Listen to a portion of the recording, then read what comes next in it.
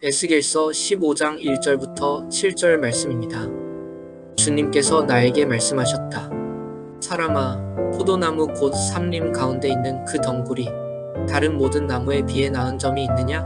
거기에서 무슨 물건을 만들 목재가 나오느냐? 그것으로 나무 못을 만들어서 무슨 물건을 거기에다 걸어둘 수 있느냐?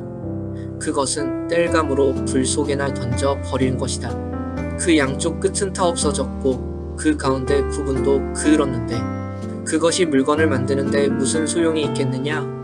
그 포도나무가 온전할 때에도 무슨 물건을 만드는데 쓰일 수 없었거늘 하물며 그것이 불에 타고 그을었으니 무슨 쓸모가 더 있겠느냐? 그러므로 나 주 하나님이 말한다. 삼림 가운데 있는 포도나무를 내가 불 속에 땔감으로 던져 넣듯이 예루살렘의 주민을 불 속에 던지겠다. 내가 그들을 대적하겠다. 비록 그들이 불 속에서 피하여 나온다 해도 불이 다시 그들을 삼킬 것이다. 내가 그들을 대적하면 그때에야 비로소 너희는 내가 주인 줄 알 것이다. 그들이 크게 배신하였기 때문에 내가 그 땅을 황무지가 되게 하겠다. 나 주 하나님의 말이다. 거의 매일 만남을 준비하고 또 나누는 입장에서 에스겔의 말씀은 다소 제 마음을 무겁게 합니다. 짧게 끝나지 않을 이 심판의 이야기들, 하나님의 진노의 이야기를 계속 나눠야 하는데 사실 누가 심판의 이야기만 나누고 싶을까요?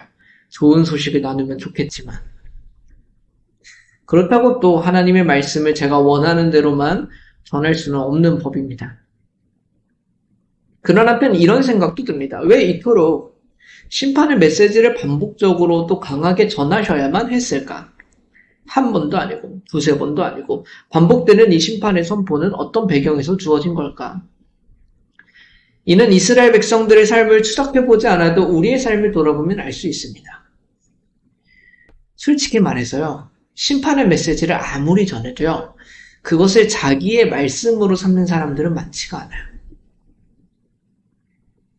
아무리 다른 사람한테 적용하지 말고 나 자신에게 적용하라고 해도요, 돌아서면 나는 이미 구원받은 사람이라고 생각한다고요. 자신의 말씀으로 삼지 않습니다. 그러니까 참 묘한 구원의 확신이라는 게 장애물이 된다고요. 참된 구원의 확신은 때로 우리를 두렵게 만들어요. 그러니까 죄를 짓는 시간이 두려워요. 하나님을 떠나는 잠시의 순간도 두렵게 합니다. 왜냐하면 그것만이 구원의 근거가 되기 때문에 그렇습니다. 그런데 거짓된 구원의 확신은 우리를 아주 담대하게 만듭니다. 죄를 지어도 하나님의 자녀라고, 하나님을 떠나 살아도 두렵지 않게 만든다고요. 왜? 결국 하나님께서 구원해 주실 거라는 확신이 있대요. 우리는 때로 이 확신의 참 모습을 믿음이라고 착각합니다. 그러나 성경은 그렇게 말하지 않아요. 본문 15장의 배경도 그렇습니다. 앞서 14장에서는 하나님께서 다시금 예루살렘에 대한 심판의 메시지를 전하셨습니다. 계속해서 전해지고 있는 메시지죠. 그러나 사람들은 잘 인정하지를 못하는 것 같아요. 이런 생각이었겠죠. 그래도 여기는 하나님이 택하신 약속의 땅인데, 심지어 성전이 있었던 예루살렘인데, 지금까지 우리 선조들을 벌하시기도 하셨지만 결국 하나님의 백성으로 삼으신 게 또 하나님 아니겠어? 이 땅을 완전히 멸망하시고 우리를 심판하시겠어? 라는 생각들.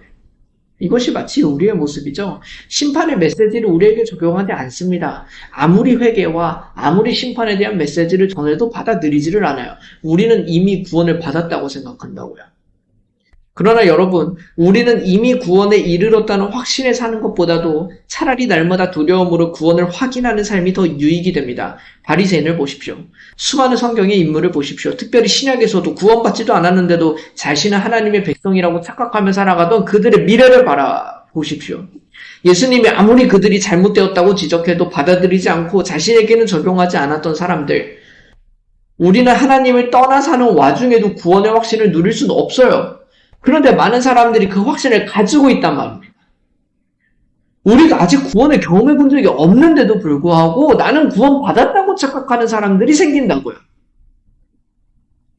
그리고 이런 심판의 메시지를 받아들이면 우리는 이게 안 믿는 사람들, 세상 사람들, 흔히 말하는 교회에서 참 세상 사람들이라는 말을 많이 하지 않습니까? 그러나 대부분의 성경 말씀은요, 믿는 사람들을 향한 메시지예요. 같은 교회 안에도 하나님의 부르신 그 공동체 안에도 알곡과 가라지가 섞여 있고 양과 염소가 섞여 있다는 예수님의 가르침이 도대체 우리 마음 가운데서 어디로 사라졌는지를 모르겠습니다.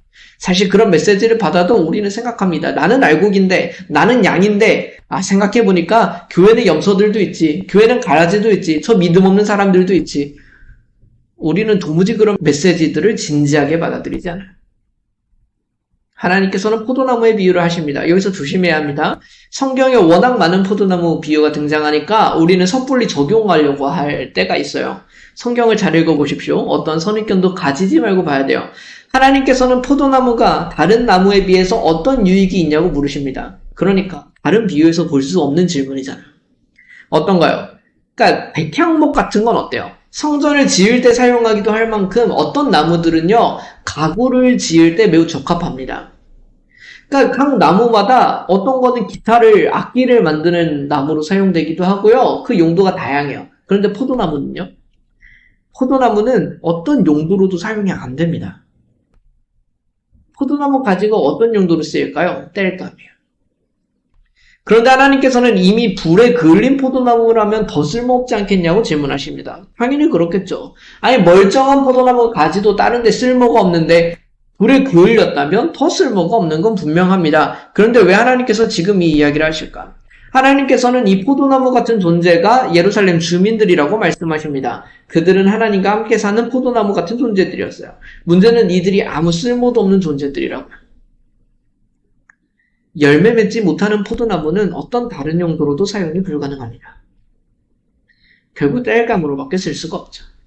하나님께서는 자신이 구원받았다고 착각하는 그들에게, 자신들은 하나님께 붙어있다고 착각하는 그들에게 심판을 선포하십니다. 사실 계속해서 선고하셨었죠. 그들은 인정하지 않아도 하나님께서는 늘 선포하셨다고요.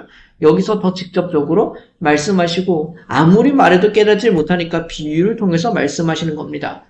우리라는 존재가 하등 하나님 앞에서 쓸모가 없는 존재가 되어버렸다고요. 예수님께서 포도나무 비유를 하셨던 것을 기억하시나요? 예수님께서는 우리를 접붙여진 가지로 표현하십니다. 우리는 말라 비틀어졌고 쓸모없는 가지지만 예수님께 붙어있으면 열매 맺는 포도나무로 살게 된다. 우리는 지금 그대로는 안 괜찮습니다. 내가 교회를 다니니까 괜찮나요? 이스라엘 백성들도 그런 줄 알았습니다. 주변에 믿는 사람들이 있어서 괜찮나요? 이스라엘 백성들도 그런 줄 알았다고요. 말씀도 읽어봤고 기도도 해봤고 믿음 생활도 해봤고 간증의 고백도 있으니까 괜찮나요? 이스라엘 백성들도 그런 줄 알았습니다. 그러나 하나님을 떠나 살고 있는 사람에게 어떤 것도 확실한 증거가 되지 못합니다. 그저 끊어져서 말라 비틀어지고 땔감으로밖에 사용할 수 없는 나뭇가지에 불과하다고요. 심판을 남의 얘기로 듣지 마십시오. 우리 이야기입니다. 거짓된 구원의 확신을 자꾸 내세우지 마십시오. 차라리 구원을 놓고 두려워하며 예수님을 붙잡는 것이 100배 낫습니다. 우리에게는 이 모습이 필요합니다. 그렇게 예수님께 붙어 있으라고요. 때로는 기쁨으로 살아가겠죠. 그러나 때로는 두려움으로 예수님을 붙잡아야 합니다. 우리의 그 완악한 마음을 돌이키지 않으면 우리는 심판에서 벗어날 수도 없고요. 구원의 가능성을 내 손으로 찢어버리는 행위에 불과합니다. 아무리 이런 문제가 있다라고 말해도 그 문제를 묻지도 않고 받아들이지도 않는 거예요. 내가 병들었다는데, 내가 죽을 위기에 처했다는데 그런 얘기를 하면 아니야, 나는 그렇지 않아. 나는 그런 병에 걸리지 않았어. 나는 그렇게 아프지 않아. 나는 정상이야. 라고 끊임없이 자신을 되뇌이는 사람들이라면 여러분 그 심판을 도대체 누가 선고하는 겁니까? 자기 자신이 속아서 자기 자신이 그 심판에서 나오지 못하는 겁니다. 안타깝게도 믿는 사람들 중에서 이런 모습이 너무나도 많다고요. 저 자신을 포함해서 하는 말입니다. 내가 신앙생활을 어느 정도 했으니까 이 심판에서 내가 자유롭다 생각합니다. 여러분 그렇다면 예수님께서는 교회 안에 알곡과 가라지가 섞여 있다고 말씀하지 않으셨을 거예요. 양과 염소가 섞여 있다고 말하지 않으셨을 거라고요.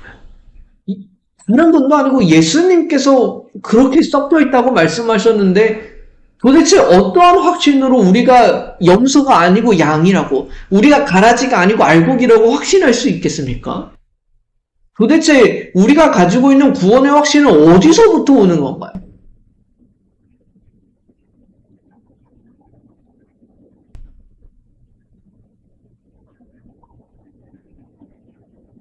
헛된 확신과 기대 속에 살아가지 않고 정직하게 우리의 모습을 볼 줄 아는 우리가 되기를 소망합니다.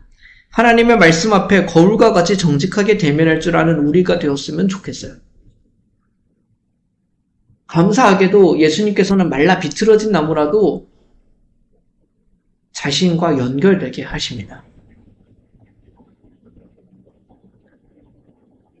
그 예수님을 찾아가는 우리가 되었으면 좋겠습니다. 자신을 그만 속이고 헛된 확신이 믿음인 줄 착각하지 말고,